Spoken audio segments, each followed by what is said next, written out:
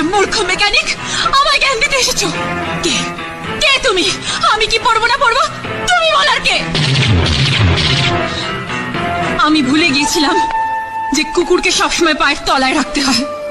তুমি লাই পেয়ে পেয়ে মাথায় উঠে গেছো। আমার যা খুশি আমি তাই পড়বো, আমার যেভাবে খুশি আমি সেভাবে চলবো। তুমি কোনোদিন কোনো ব্যাপারে আমাকে বাধা দিতে আসবে না, কখনো আসবে না, বুঝেছো? বুঝেছি। সত্যি তো আমি কে, কি অধিকার আছে আমার? আপনি ঠিকই বলেছেন। আমি তো একটা রাস্তার কুকুর। আদর করে গায়ে হাত বুলিয়ে দিলে সে তো বাড়ির লোক হতে পারে না।